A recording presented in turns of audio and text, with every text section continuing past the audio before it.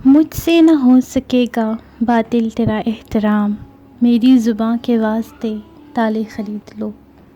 آپ کو بتاتی چلوں کہ اسرائیل سے 4 ممالک کی سرحدیں ملتی ہیں: اردن، شام، لبنان اور مصر۔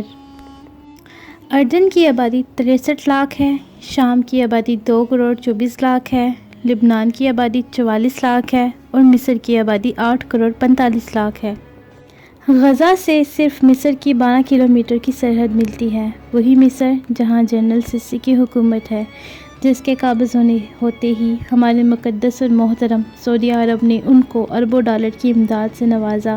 اس کے علاوہ غزہ سے کوئی زمینی راستہ نہیں ملتا، اور تازہ ترین اطلاعات کے مطابق یہ 12 کلومیٹر کی سرحد بھی سیل کی جا چکی ہے، یعنی اب غزہ کے لوگوں کے پاس موت کے علاوہ فرار کا کوئی دوسرا راستہ موجود نہیں۔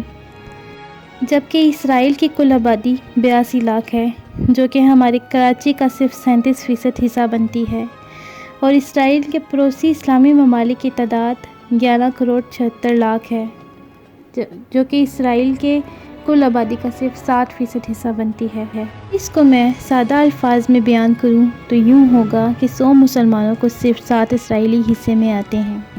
اس کے باوجود ہمارے مسلمان اس قدر کمزور ہو چکے ہیں کہ صرف بد دعاؤں اور مذمت سے کام چلا رہے ہیں۔ یہ بات کہنا بالکل غلط نہ ہوگا کہ اگر 313 کا ایمان نہ ہو تو پھر 57 ممالک کا اتحاد بھی کچھ نہیں کر سکتا۔ اسرائیلی وزیر اعظم گولڈ میئر کہا کرتی تھی کہ میری زندگی کا سب سے بڑا اور سب سے خوشگوار دن وہ تھا جب میں نے مسجد اقصیٰ کو آگ میں جلتے دیکھا۔ اس سے اس کی وجہ پوچھی گئی تو کہنے لگی، جس روز ہم نے مسجد اقصیٰ کو آگ لگائی، اس رات میں خوف کی وجہ سے سو نہ سکی۔ مجھے یہ ڈر تھا کہ کہیں عالم اسلام ہم پر حملہ آور نہ ہو جائے۔ اگر ایسا ہوا تو اسرائیل کا نام و نشان صفحۂ ہستی سے مٹ جائے گا۔ لیکن اگلے دن جب سورج چڑھا تو میں نے مسلمانوں کا رد عمل دیکھا، تو میں پھر مطمئن تھی کہ اب عرب کی حدود میں اسرائیل محفوظ ہے۔ ابھی چند روز پہلے کچھ یہودی نوجوانوں کے ہاتھ میں یہ پلے کارڈز دیکھے گئے جن پر لکھا تھا، خیبر واز یور لاسٹ چانس، خیبر کی فتح تمہاری آخری جیت تھی۔